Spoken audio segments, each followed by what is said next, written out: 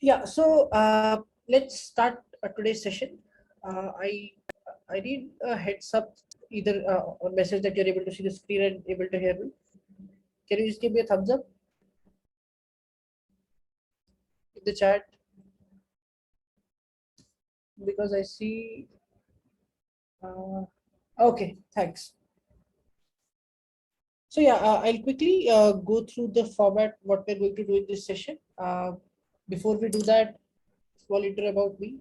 I am Tushar Rana and I'm a SD2 in Amazon. I have been in this industry for over 3.5 years, and I have given interviews in almost top tech companies, had my share of success as well as failures. And from each interview, I try to learn something. And the whole intention of this program is to help you out, guys, while you are preparing in that journey and not to make similar mistakes. Alongside that, we'll be revising few topics, some very trivial topics which sometimes go unnoticed because they're not fancy questions. And I'll be trying to help you in this journey. Before we actually go into the session, a quick uh, couple of points on High Counselor. I think High Counselor, this is a great platform that the guys are providing to us, and they have the next cohort starting in next few days only. So just feel free to check out what it gives to you, and they have like a lot of resources available, a huge network that will help you get your dream job. So just have a look at it. And the best part is you don't have to pay anything upfront. In case you feel that you want to uh, go for it, feel free to use the referral code Tushar, TUSHAR. It will give you a good $500 discount. So yeah, let's start today's session. Today we are going to cover 2 pointers. So if you, while you're usually solving problems, or if you have any roadmap, you tend to look into problems like trees, arrays, linked list, DP, which are like very complicated paradigms, and you see a lot of challenging problems in those areas. But this is one very interesting problem space where, and you'll see interviews, the questions won't be very challenging in the first look, but the two-pointer approach helps you out figuring out very good solutions. Like they decrease the complexity from sometimes from O of n squared to O of n. Sometimes you have to pass 2 times to get the answer, but using this approach, you can get it in one pass. And the expectation is that you should be knowing. And even in while you are interviewing for the fine companies, also these are one of the most favorite questions. And even in any startups or overall, like you'll see lots and lots of such problems because they just test your basic skills. Nothing very complicated. Nothing you don't have to think very complicated solutions like DP or do some backtracking, but very small solution. It's just playing with indexes. So again, the pattern of today's problems, we'll try to solve one by one problem. Like there's not much theoretical concepts that we have to do. It's by solving problems, we'll try to figure out how it is done and improve our skills. Uh, Today we'll do a bit differently. So what I'll do is I'll ask a problem, and what I would expect from you guys is just in chat paste what first solution comes to your mind. In that way, we can figure out. We'll discuss those solutions also along with what I'll be telling you guys, and we'll come up to a very good solution more quickly, and it will help us, do some hands-on exercise so that you are also completely engaged. And any questions you have, feel free to write on the chat, and we'll discuss those. Yeah, I think we'll start with the first problem that we have. So I'm not going to tell you what two-pointer is via theory. We'll try to solve few problems and then see what it is. As the name suggests, it's basically saying that you try to have a couple of indexes and do some stuff with that. So the first problem that we're going to do today is, let's say there is a sorted array. There is an input which is a sorted array, something like 2, 3, 4, 5, 5, 6, 3, 6. Sorry, it's a sorted array, so 6, 6, 7. And the output which we want is, as the question states, 2, 3, 4, 5, 6, and 7. We just have to remove the duplicates. This is the output that we want. And now now we'll try to see what's the best way to do that. So to simplify the problem, what I'll say is assume the input is, as I said again, the input is, as I told, you can have output something like this also. Like first 6 numbers should be unique. The rest of them can be anything. It can be 5, it can be 6, it can be 7, and it can be anything. You just have to ensure that the first n digits have unique numbers. So yeah, I'll give you a minute to think about it, maybe 30 seconds. And if you come up with any approach, whatever comes first, you might just feel free to write on chat. The problem is very simple. You have been given an array. It has duplicates. How would you remove the duplicates, or how would you push the duplicates at the end of the array and ensure that the first starting elements, and maybe you can also print how many of the starting elements we have. In this case, there are 6 starting elements. So you can also print that we have to only look at first 6 starting elements. So I'll give you a little, something like this. Yeah. Move duplicates. This would be the function. And then perfect. Input. I'll keep it a reference and I'll tell you this int is nothing but return the size of array. Return unique element size. In this case, it would be 6, and we'll update the input. Okay. So, Sargam, I think yeah, you're saying brute force can be traversing through the array and comparing every pair. Okay. I think what you are essentially saying is we move through the array and find out all the duplicates, something like this. We loop through this array, find out if any duplicates are there, store them into some other array, and then copy it back to the same array. Is that what you're saying? Which is a correct approach and a good starting point. And always remember, I always say this whenever you are in an interview, it's very okay to say the brutest approach that you come up. Even though it might sound very simple, but it's okay. It breaks the ice. It lets you start the interview and gives you some confidence. So yeah, I think always whatever brute force approach you have in your mind, always feel free to discuss that with the interviewer. So yeah, I think this is what the brute force approach we can think of. I'll just write the pseudocode first. Then we'll write iterate through the list. Find out unique elements. Yes, that's a good next point. Find out unique elements, add them in another array, and then update the input array. Okay, yeah, I think that's a second approach that you have written is we use a hash set, which is a very good point. So instead of using elements in this another list or vector, you're saying we'll use a hash set. But the issue with hash set would be how to figure out the original order of the elements. So this is exactly what usually happens in the interview.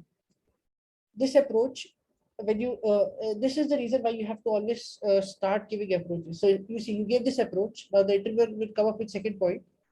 Let's assume that we always have to maintain the order, even though he did not start with that. So when I say order, it means the output should always be in the order of input. So if it is 2, 3, 4, 5, 6, 7, the output should also follow that. It should not be like 4, 3, 2, 5. And in that case, we can say, okay, we cannot use a hash map, because then if we use a hash map, we also have to keep track of where that element was, and then insert it back into that order. And again, like the hash map also doesn't give us much benefit because you again are using O of an extra space, which we should try to not use. In this case, if you see, the space complexity is still O of n. and the time would be again O of n. Correct? Yeah. And again, that's what it's really good. So what happens in such cases is while in an interview you discuss this with the interviewer. Interviewer also gets some data points that you understand different data structures. So I think this is really nice that you guys are thinking in that direction. So now let's look at how we could have the first approach that we are having is O of n space, O of n time, which is very similar. I'll quickly write down the code. It's very simple, just in case you have any doubts. So what we'll do, we'll start with the first element.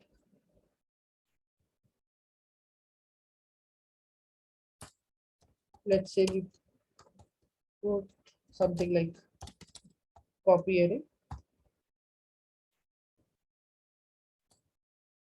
And then what we do, we put copy array dot pushback. We do nothing much but just insert the first element because first element is always going to be unique. We know that. And from that, we go to input dot size. It's something very simple. If s of I, if input of I equals to input of I minus 1, we say, hey, that actually means it's a duplicate. So let's keep a duplicate count variable just so that we can print out how many total number of duplicates did we find out. And we see, hey, this looks like a duplicate. If it is not the case, what we do, we push back into this copy array. Push back input of I. Right, then what we do, something like this. Again, a for loop. What we do is we traverse to the copy array that we created and update our input. Because we have used a reference, that input value will be updated is equal to copy array dot I. Okay, and what we can return in this case is input dot size minus duplicate count. So what we are returning is what is the actual size of the array which has only sorted elements. So this is a very brute force approach which gives us O of n space and time complexity. Now let's see how we can improve this approach. So here comes a very trivial solution. I'll give you just 10-15 seconds just to think, is there a way we can move from this extra space O of n to O of 1 before we start with the solution? Better approach.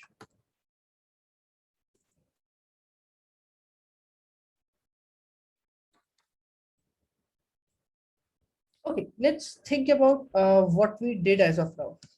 Let's look into this array. What we're doing is we are just keeping this array and storing all the unique elements in some other array. What if we can reuse the same array for that purpose? Just think about this. Why do we need a different array? Let's insert the elements into the same array. The only challenge that we have is where do we insert the element? Here, what it was happening, we were just pushed back. If you look at this code again, if we were finding out a duplicate, we were not pushing into this copy array. That means we figured out a way to find out when to insert. Is there a way we can do something using some index variable and we don't have to use an extra space for that? Something like this. And again, use the same function.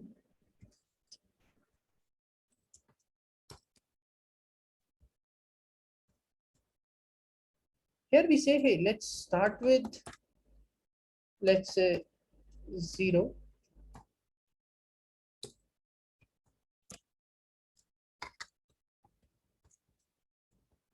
Input size I plus plus. We go through each element in input and we do the same thing. What we do is we again check what we checked before.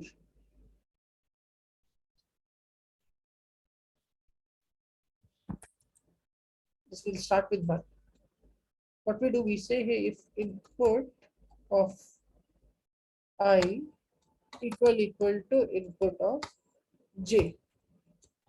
So this basically says duplicates. Why? J is always less than I. correct? So what we are saying, it's a duplicate. We'll do the same thing, duplicate count, and then we'll do a duplicate count, increment that counter. Okay. Now next step comes, what happens if it is not that case? If it is not, what we do, we update the j value with input of I and increment the j pointer. Now see what we have done. We are doing the same thing that we did here. If you carefully look, we are inserting the array and increasing the j pointer. So if you see, what happens is we are using now two pointers. So what does 2 represent here? First is the I. First pointer is the I pointer that we have used, that traverses each element in the input. Second is the j element, which figures out at what index do we need to insert. And at that, what we can do, this input will have first k elements already sorted. We just have to return input dot size minus duplicate count. Duplicate count.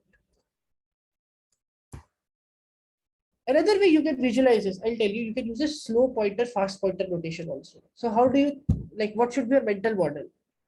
This is, I'm saying, how to figure out when you're solving some question. So you use slow pointer and fast pointer approach. So slow pointer implicitly means something is moving slow. Fast pointer, it means that something is moving fast. So we know it's I. This is going to traverse for every input. So what we can say, instead of psi, we can write fast PTR. This will help you visualize what's happening. Okay.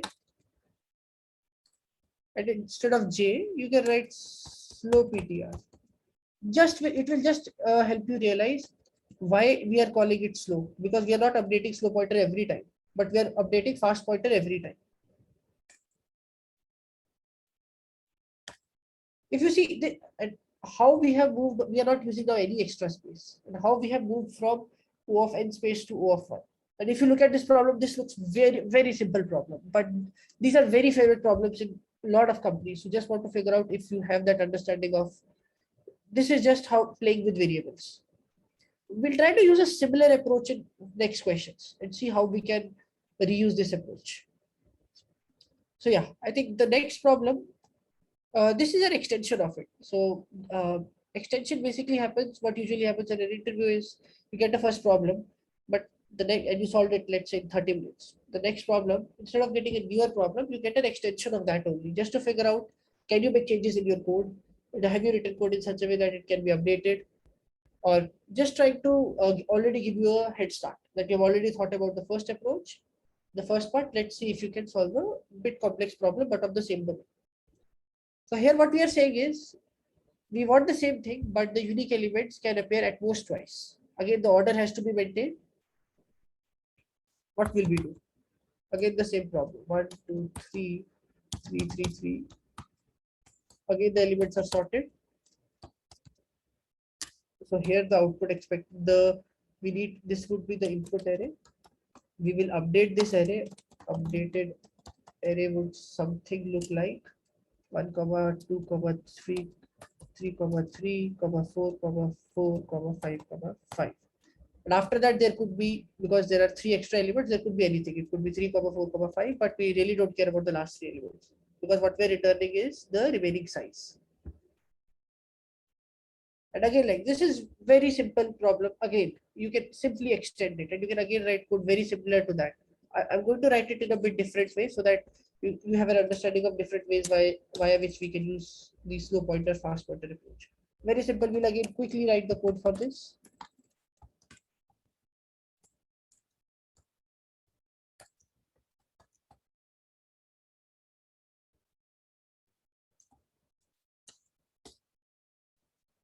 We do a very simple check.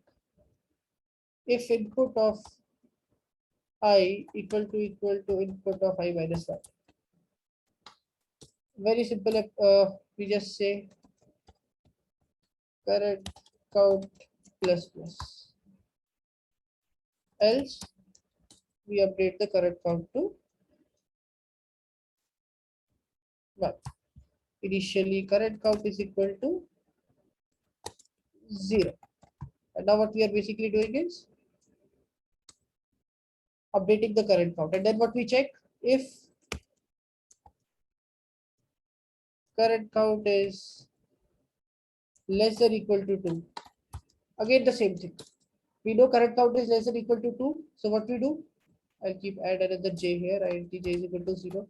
Something that we did there. Input of j is equal to input of I and j plus 6. Very simple. So again, you see what's happening. I is being updated every time. We are updating j only if the number of duplicates are less than or equal to 2. A very simple solution to a very simple problem, but once we have already used the first approach. So again, like I would say, solve as many as problems based upon this as you can. Very simple problems, but like low effort and high output sort of problems. Yeah, I think this is a third problem that we're going to solve today. So yeah, the third problem is something like,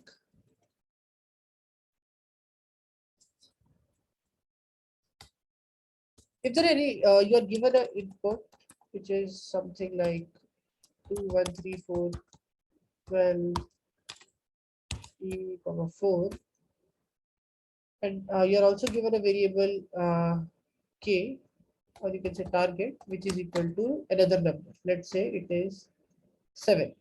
You need to find out, is there a way I can add any two numbers in the input array and the output becomes 7?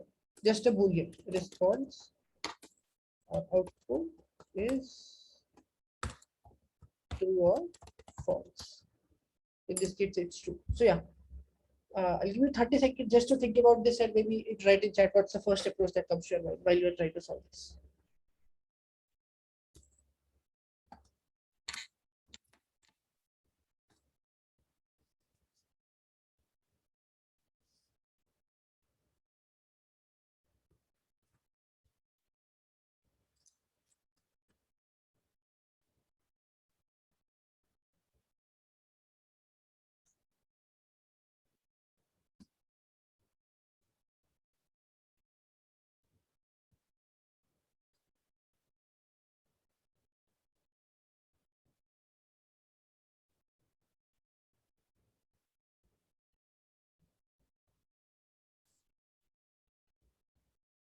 Okay, these are good questions. Can we sort the array first? First, Sangram, the first question that you have asked is, can we sort the array first?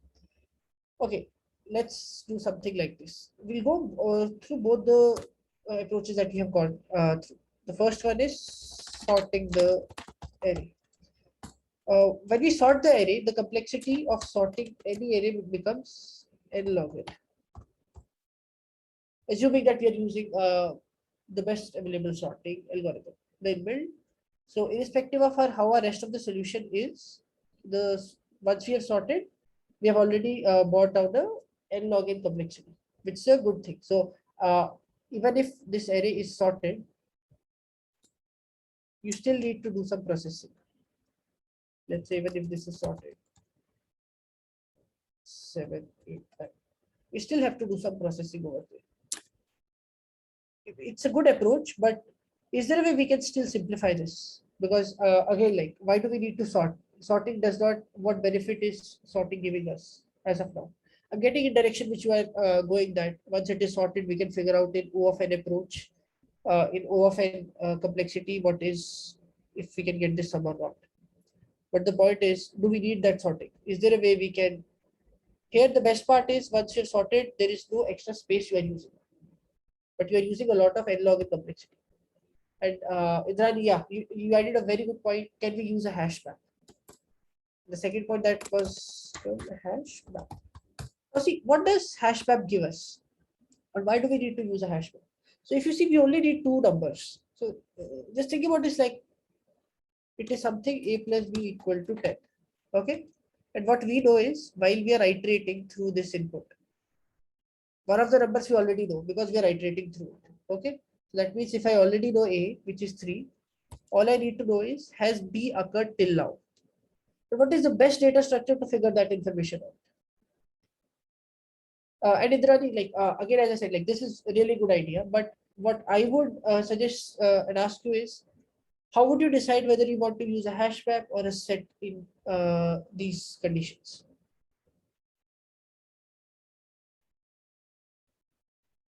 Correct. And Sargam, that's a good point. But again, the extra complexity, we can use the two-pointer approach here perfectly fine. But the concern with that is we can only use that after the array is sorted. Otherwise, we don't know when to move forward. We don't know how to update the two pointers. We'll go down. I'll go to that approach and explain how we can do that. But again, the major concern here is if we sort the array, it's n log n complexity. We're already on. But yeah, again, a really nice point, and we'll see how we can do that because that trims down the complete complexity of finding out into O of it. So yeah, I'll go back again to hash map. So what happens in hash map is we already know A, we already know 10. All we need to find out is if is 10 minus 3 present there or not. And what we can do, we can use a hash map or we can use a set because they provide an average of O of 1 complexity. But again, like if someone asks you, do they always provide O of 1? Just always remember it's not always O of 1. Feel free to browse why it is not O of 1 because hashing because of hashing collisions. Just try to go through why it's not O of 1 and always remember complexity of each data structure. So again, using hash map, we can do this in one pass. When I say one pass, that means simply we iterate through the array, we insert elements into hash map, we find out if that if let's say if 10 so here what we do, and let me just writing it down. Find if 10 minus 3 exists till now. If yes, return true. Else add 3 to hash map or set. Something very simple. So what we can do in this case is very simple traversals. I'll use a set if set dot find. Let's assume the input array is input of I equal to set dot end.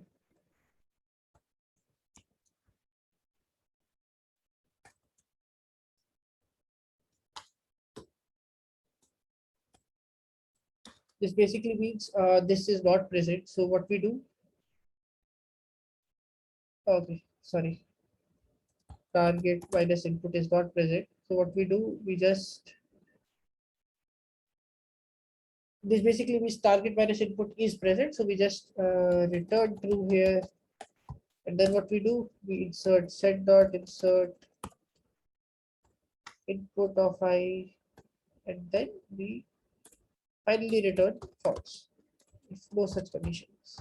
So if you see how we have trimmed down the complexity of the brute force solution of n square from n log n to a simple O of n. But again, like this is not very, we cannot always say this is O of n because the operations that we are using, they usually don't give us O of 1 always. So always be wary of this fact. So we have looked into this and looked into few approaches.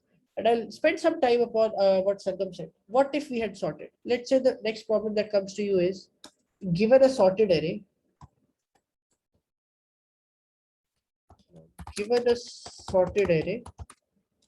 find same question. It's just it's a sorted array. How will we do this? 2, 3, 4, 5, 6, 10, maybe 12. We have to find out if any of the sum is equal to 15. We again use the two-pointer approach. Why? Why do we use that? Now that's the part because the first thing is you only need 2 elements out there. Okay, and what we know is to get an element 15, we can start from the lowest element and the maximum element. Yeah, and I think using these sort of approaches, we can actually figure out how to basically solve these problems in O of n complexities. So again, I think I'll move towards next problems, and while we'll get back to few more problems and see the approaches that we have learned. Are we able to solve more problems using that approach? The next problem is given a string. Let's say there is a string given to you. This is a home, or and then it has some characters. It has bunch of other ASCII characters. You have to figure out after removing all these extra characters and only keeping the alphabets, is this string a palindrome? I'll give an example when it is a palindrome.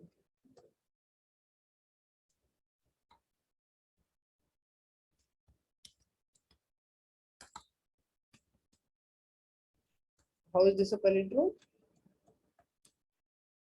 This is a return true, and here we return false. Okay, and again, like any a very single line approach, I'll give you 30 seconds how we could solve this problem. We are given an input string which consists of alphabets. It can have integer numbers. It can have spaces. You have to remove. You have to find.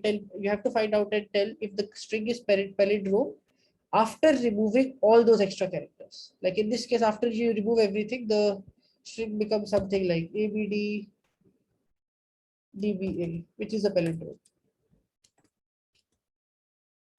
So yeah, 30 seconds to 1 minute for this. Maybe you can just write what comes first.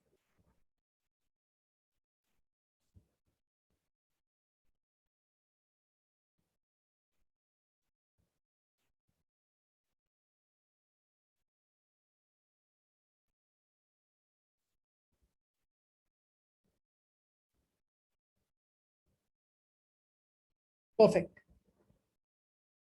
Got it. We again got a couple of approaches. The first approach is, or we can use a string builder, traverse once, and if we find any character other than the alphabets, we can skip those but add all other characters in a string builder object. Okay, that's perfectly the first solution that comes to our mind, and a really good thing to start with. That we append it to a string builder and with something like this. So this is the first solution that Sangam has come up with, which is basically something like this. Filter out the alphabets, filter out the non-alphabet characters. That's the first step. Second step you are saying is create a new string, reverse it, compare. Correct? That's what the algo that we are starting with. Now let's look at what would be correct. We'll go through each of these solutions one by one. Both the solutions will go one by one. The first one, let's look at what we can do with this approach. Okay, filter out the non-alphabet characters. This filtering out and creating a new string is the O of n operation. Correct? O of n space and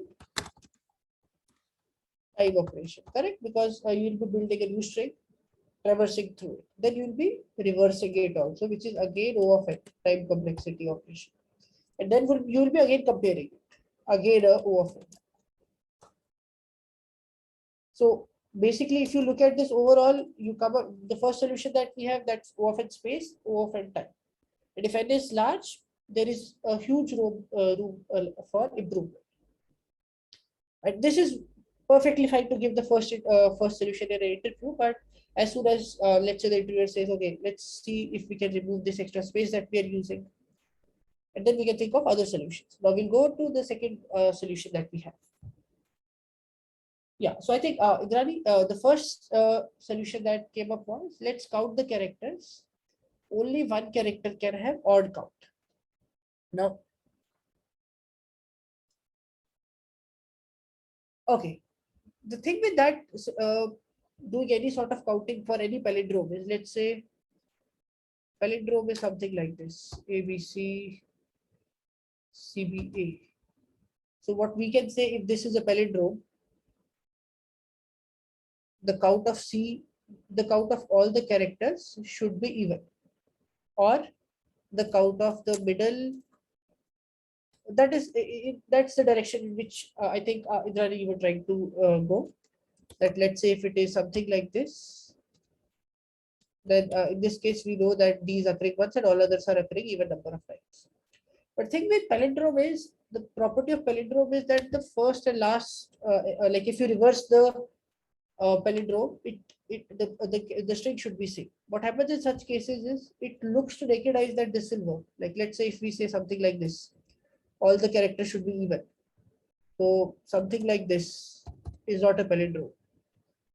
Something like even if it has seen between is not a palindrome. So any count sort of thing is a good validation step.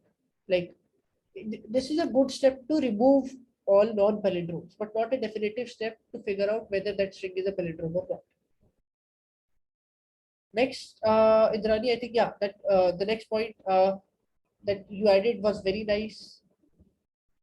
Check at each index if characters on either side are equal. That's a fairly good approach. So what we are basically saying is, we'll start with this one. What we're saying is, we start with the let's say corresponding to each character. We go there. If that is not a, I'll just quickly write. Go through each character if it is a alphabet, check left and right index if they are equal. Something like this. And in case left and right indexes are not equal, break it. And in case left and right index, basically, let's say they don't have a string, but some other character, you just move to the right until you get a string.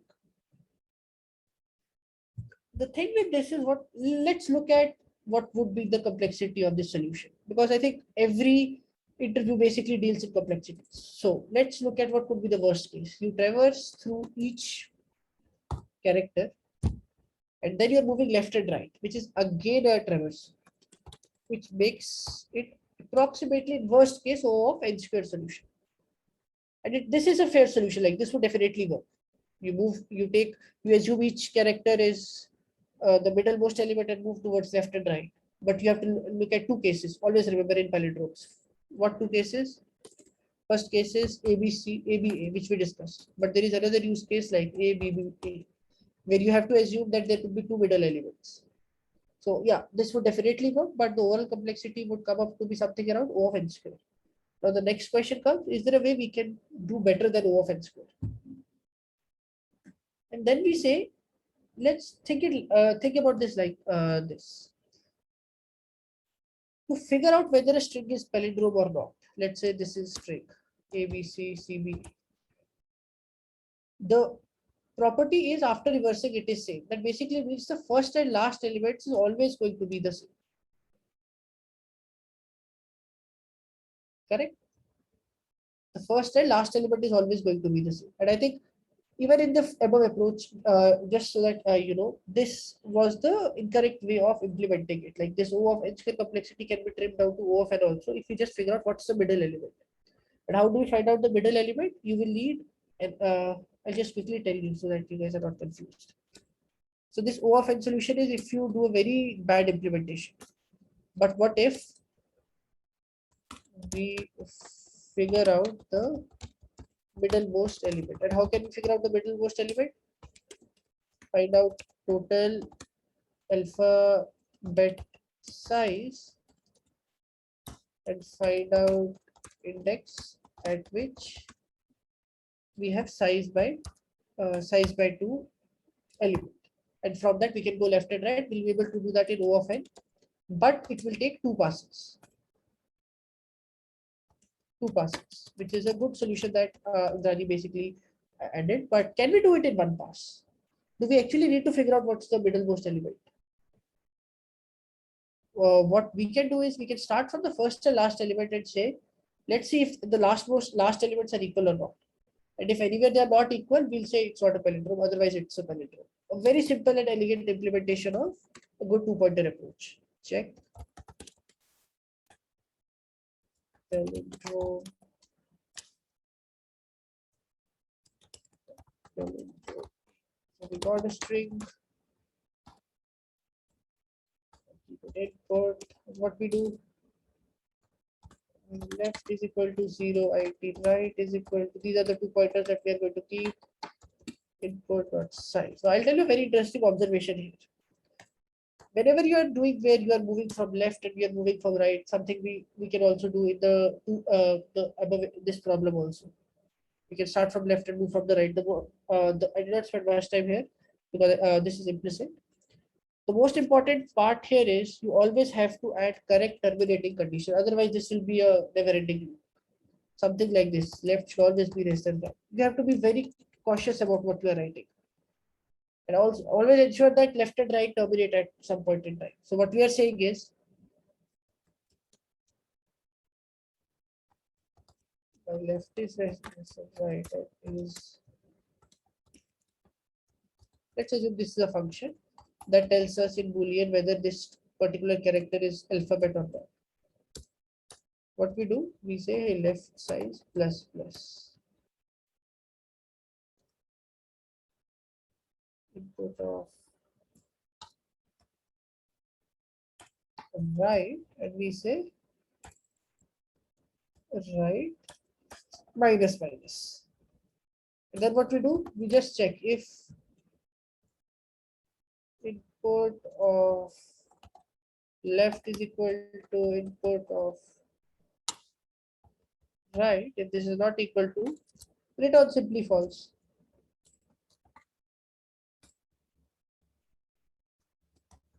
Otherwise, at the end, return true. Here, what we have done, we have solved this problem with a single pass O of n complexity. A very simple problem of finding palindromes. But this is how you have to end up using these very small two-pointer tricks. Two-pointer is nothing, again, I'm just reiterating, not to get confused with the name. Nothing but playing with variables. Yeah, so we'll move to a very next interesting problem. Yes, so this problem again says, let's say there is an input array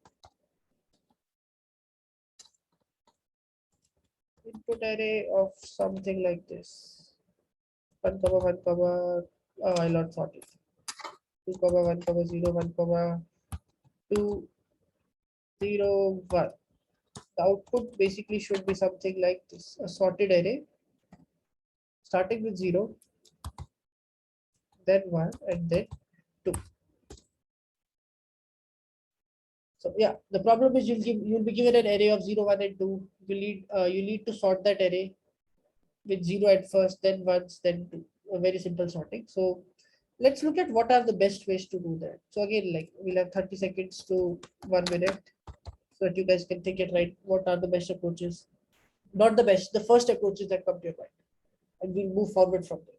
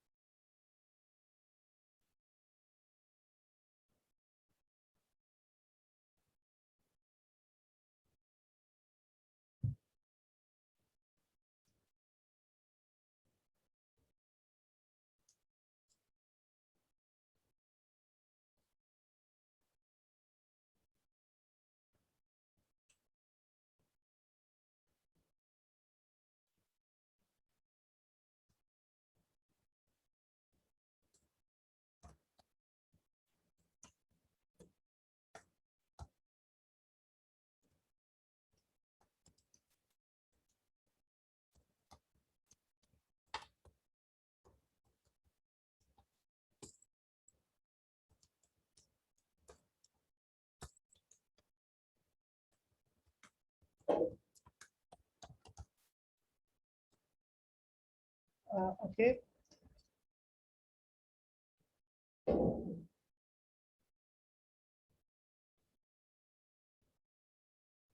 Okay. We got one solution. Let's start from there. So the solution that we have as of now is we iterate through this array. Let me just rephrase it. Iterate through the array. Check if it is 2. Push it at end. if 0, insert at beginning. And like if it is, I'm assuming if it is 1, insert in middle. Or maybe after 0. Something like this. Correct, Indrani? Like this is the algo that we are starting with. And this new the new array would be something a different array where we'll be inserting. But the thing with this approach is we cannot so array we cannot just push something at the beginning in an array. So we are using the array data structure, not something like queue. We'll again go to what happens if we use a DLQ. So basically what you're saying is we use a double-ended queue where you can insert at the start also and you can insert at the end also. Correct. And you can insert at the middle also.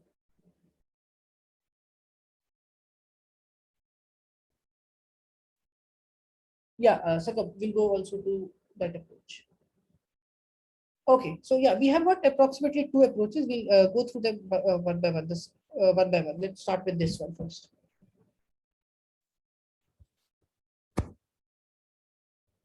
Yeah, the only issue with this, so whenever we have any such data structure where you can insert at the middle is you lose O of 1. So why do we use an array? Because array gives O of 1 insertion. Why? Because it's index based. If you know the starting pointer of the array and you are told that insert at the 10th location, you can easily reach the 10th location in O of 1 because the size of the array data structure, you already know the size of one element and you can reach 10 in it's of 8 bytes. So you can basically reach 10 into it after 80 bytes, the 10th element. Whenever you use such data structure, insertions are no longer O of 1. So what it looks like we're inserting in the middle as O of 1, that basically becomes O of n. Why? Because you have to traverse the complete array. You have to traverse that complete list to insert an element there. And basically you'll be looking at some linked list sort of implementation so that you can change the left and right pointers and insert something in the middle, which is a good solution. But again, like the insertion comes out to be O of n, and the complete sorting again will move out to be N log in the worst case, which is a good start. Like it's okay to share these approaches with the interviewers, but again, like the interviewer will push you, say how we can do better than that, and for that we already have the second approach, which is very simple. That simply says let's count the number of 0, 1s and 2s and add them in the new list. Perfectly fine, and the complexity is O of n and space is O of 1 only because you're using only 3 variables, 0, 1 and 2. So I'll just write it down. Second solution that you guys gave, really good solution. Second solution, O of x, time complexity and O of 1 space complexity. The only issue with this approach is you need 2 passes to get the solution. 2 passes means, I'll just write it down. First, traverse to the array and get the count.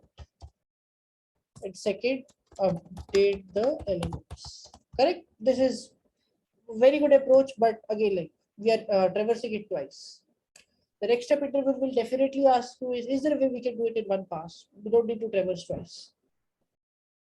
And we'll try to think about how we can basically do that. Now again, let's look at how our final array would look like. Okay, it would always look something like this. Always something like this. Okay. And what you'll realize is that if we try to again say, how can we divide this array into 3 parts? Let's keep something like this. This is the first part, this is the second part, this is the third part. This will always be there. And what if we keep something like rightmost 0 boundary that basically represents this index, saying hey 0 can be reached till here, and we'll use another variable leftmost to boundary. Okay. So I'll ask you a very simple question. Given, let's say you are given an array, input array, and said its total size is 10. Rightmost zero boundary is, let's say, 3, and leftmost two boundary is 7. What would the array be? It would be something like this. We know till 3, we have only 0. After that, we know there is 1. And after what we know is at the 7th index, we have 2. So we can easily build there. So we start thinking in those terms that at the end of the day, we just need to figure out these two locations at the end. And then we see how we can figure out this in the single pass and update the values also. So we come up with a very simple and elegant solution. This is a very like this will be asking a lot of interview problems, variations of this, not exact problem. We'll see multiple variations of these problems. So what we do is we do something very simple. Okay. What did I write? I'll reuse this.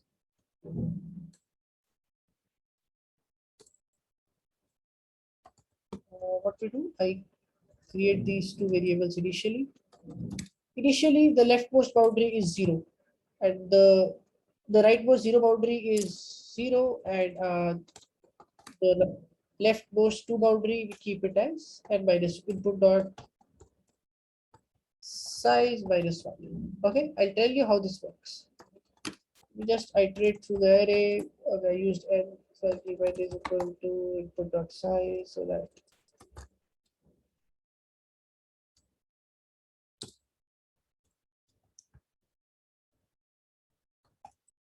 yeah. What we do, we say if input of I is equal to 1, I swap with is 0, sorry, not 1, 0. I swap with rightmost boundary and increment it. Why? Just think about this. Let's say this our input array is something like 1, 2, 0, 1, 2, 1. What we have to do is as soon as we get a 0, we have to push it to the left. That is what we have to do. If you see, we have to try to divide this into 3 parts. So as soon as we get a 0 anywhere in the array, we just have to move to the left. So what I'll do is, again, instead of using a for loop, what I'll do is I think this is okay. I is less than equal to leftmost boundary. I'll tell you why. While implementation. So yeah, again, as I said, as soon as we get input of I is equal to 0, that basically means we have found a 0, we have to push it to the left. And as soon as we push it to the left, we push it to the like we don't push it in the first index, we push it to the next possible index. And pushing it means basically nothing but swapping it. This is the first step that we do. I'll just write the pseudocode. Swapping it is a very simple code. And the next step that we do is we swap it and we say, hey, rightmost zero boundary is increased now. Now what we do? Else if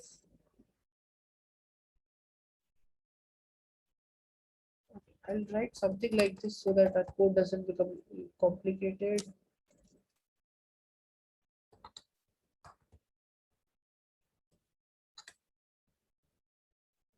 Yes. Second option is input of I, which we're incrementing always, is equal to 2. What we do in this case, same. Swap with leftmost boundary index value and increment and decrement it. So what we are doing is, if we get a 2, we push it to the right. We just push it to the right and say it should be at the right. Whatever is at the right, let's bring it in the current position. We also increment I here. The only case here is in this second case, we don't increment the current pointer, which is I. Why? Let's just look at this use case. We have 1, Oh, we are already 0, 0, 1, 2, 2. Now, what we do is while we are traversing from left to right, we are ensuring that all the elements to the left are always less than 1. But we don't know what's at the right. So if we increment this I pointer in this else, what will happen? We'll miss the current number. For that, what we have to do, we don't increment this. This is very critical. We just decrement the leftmost boundary. That's it. And again, let the current element reprocess. And else, which is the third part. If it is one, we do not. If it's one, we do nothing. And if you see using this approach, we are able to sort this array in less than, like, not in less than a single pass O of n complexity. Now I'll just tell you why I use this while condition. So if you see leftmost boundary, what is leftmost boundary? Leftmost boundary is this 2. While I'm moving from left to right, I don't have to go till n. Why? Because I'm already pushing 2 to the right. So I only have to go till I find out this element. As soon as I reach here, I know I have already sorted everything to the right and everything to the left. And this is how we solve. Again, I would say I was emphasize on this problem. Have a look at this again, try to solve this again. And there are so many variations of this problem. And even though this looks like a very simple sort, it starts from L log and where you sort everything to at the end where you basically can do it in a single pass. Very common interview problem. We'll move on to the last problem for today. We have a couple of problems, but I don't think we'll be able to cover two. But yeah, this is a very simple problem. Let's see. We'll try to use again the similar approaches that we have done. Given an array, this is totally unsorted array.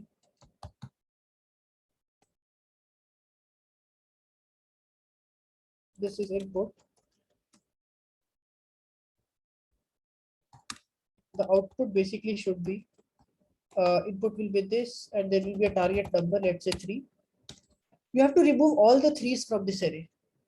If you see, there are 2 3's at the first index and at the 1 2 3 6th index. So output should be, what I'll do is I'm not expecting you to remove the last 2 elements. Output is something like this. The same array minus 3. And you can put these 3 at the end if you require. Why I'm saying that is because different languages have different ways of removing last 2 elements. If you can remove the last 2 elements, well and good. If we can put it at the end, that's okay.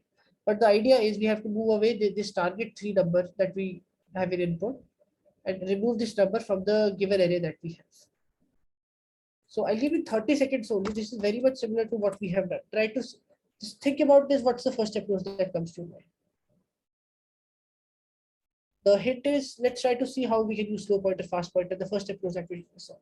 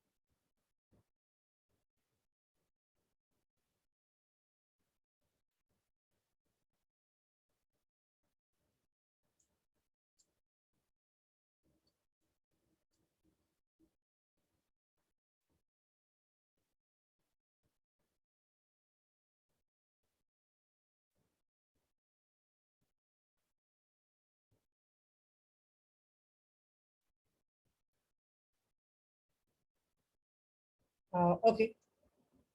If you guys have any approach, just feel free to write, or otherwise we'll start with the solution.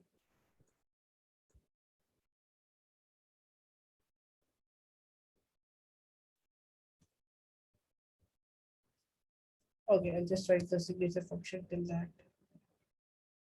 The signature would be something very similar. Good question. Yes, it has to be maintained. The order has to be maintained.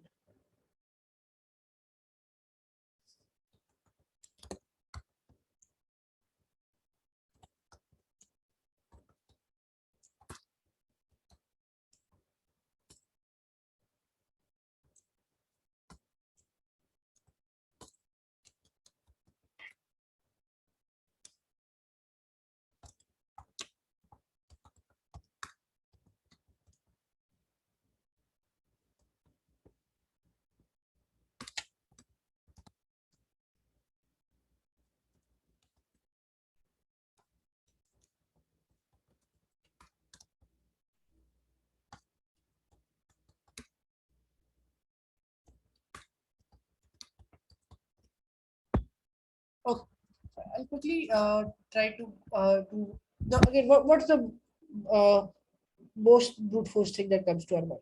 Again, the same that we discussed. We iterate through this. The brute approach that comes is we iterate through array.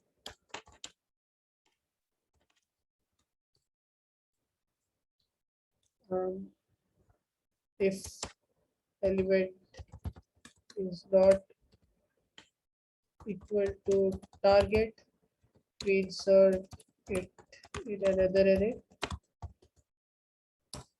If it is equal to target, we don't insert it. Hence, we don't insert it. A very simple thing. And then we copy the array to input array. What we can do is the brute force approach takes again an extra O of n space. Let's see if we can do this without that O of n space. Again, the same thing. Let's keep a slow pointer, something like a fast pointer.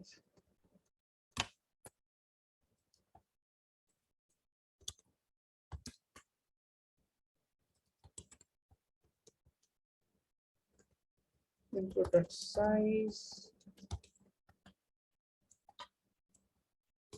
The problem is something if input of fast PTR fast pointer is equal to target, we don't do anything. Correct? What we'll do is we'll try to find out int number of occurrences, which is 0 initially. We update this number. In case of else, what we do? We update the input again, but we update the slow pointer value of input. The slow pointer, which is equal to input of fast pointer. And what we have done is we have totally ignored the elements. What happens with the last elements, we don't care. Our first and what we return is what we have updated the input, and what we can safely return is input dot size minus number of occurrences, which will give us total number of elements. A very simple way in OFR how we can do this. Again, as I said, you'll get a lot of problems in this. Uh, Remove the given element, you can get remove a substring, you can remove a particular string, remove occurrences of adjacent strings, common strings. Lot of problems that come out of this approach. And again, I think we do have few more problems, but we'll stop at this problem for today. We will have another session where we'll solve more advanced problems for all the lectures that we have till now. Here still we have not reached very advanced level, but we need to have our basics very strong before we solve those problems. So yeah, I think with respect to problems today, that's pretty much that we'll be doing. So yeah, I'll be closing. Before we close, again, like I would again thank you all first of all for spending this hour and more than an hour with me, and we tried to solve few problems. And I'm really thankful to you for being supportive and writing down in comments whatever your first approaches are. So yeah, feel free to ask any questions if you have. Even I'll be happy to answer to them. Yeah. Sir, yeah, please ask a question. You can type it or ask a question. Yeah, actually, I'm not that great at data structures. So I have an interview in a week. So is there a way to prepare? I mean, in a week, are there any resources that I can refer to? I mean, something that can help me grab the concepts really fast. Okay, again, I would say you need to have your basics very strong. Okay, so what I would suggest is again I'll be honestly asking you how comfortable are you with the most primitive data sets are you comfortable with trees, linked lists, arrays? I don't have a problem implementing them, but maybe with the problem solving approach, like I haven't done many lead code questions, to actually be That's very. perfect. Everyone has a start.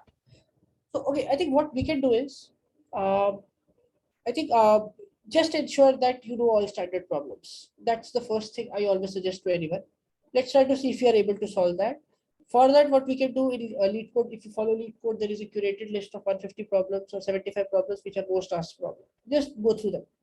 I usually suggest to go through them, but again, this is a very short-term benefit that it will give you. But what I would suggest is take up what I usually do. Take up any book or anything from which you can always work topic by topic. I usually use Karubanchi. It has topic by segregated questions.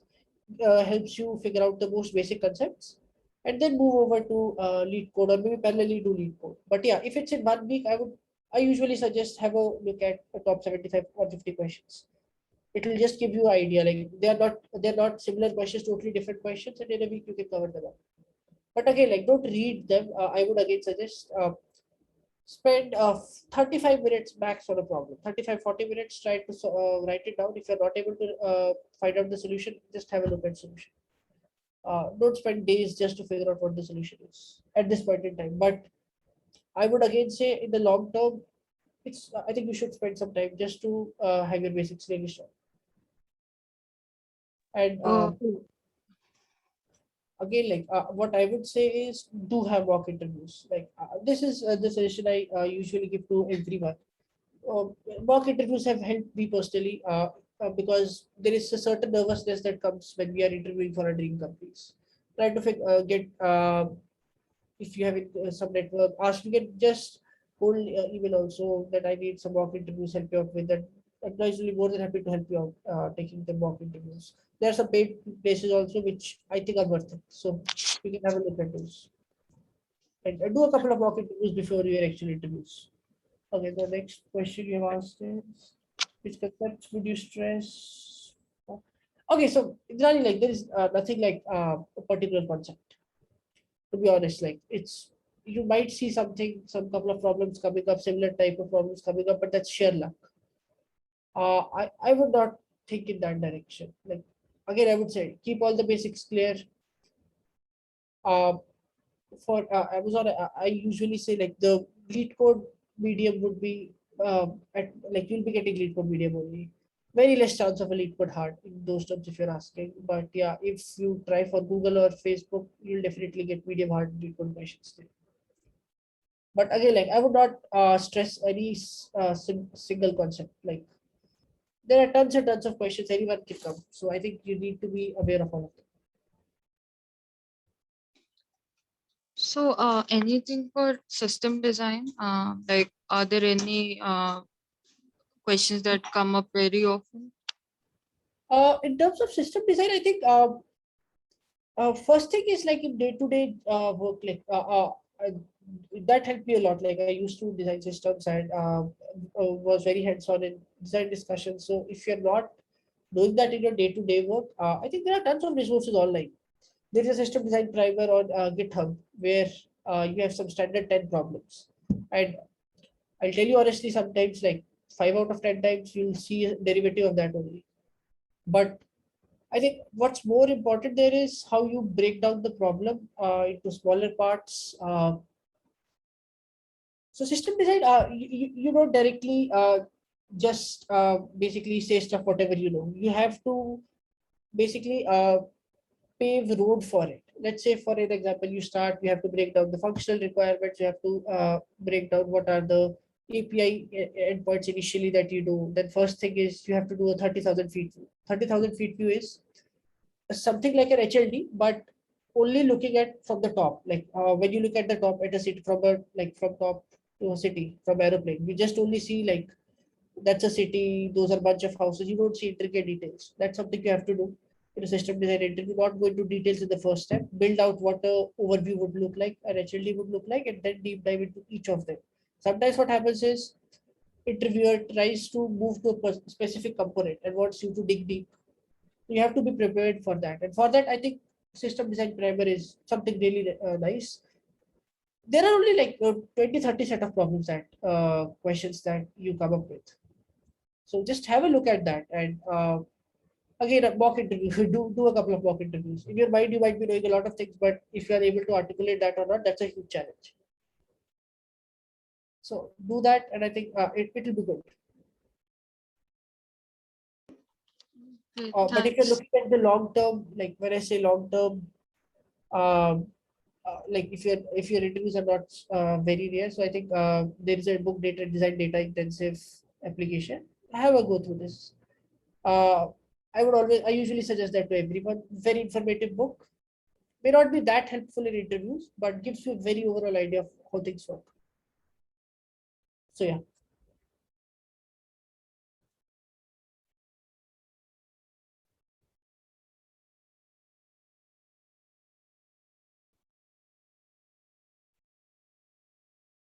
Anything else? Yeah. I think this was a really good session, and I think thanks again, as I said, for being such an amazing audience. So yeah, have a look at High Counselor again. As I said, like the next cohort is starting in few days. If you feel you want to join that and want to use basically join that, you can use my coupon TUSHAR. You'll get a good $500 discount. So yeah, that's pretty much it. I'll be closing this session. So yeah, again, as I said, if you have any other questions, you can contact me on LinkedIn or via High Counselor. I'll be more than happy to help you out, guys. Thank you.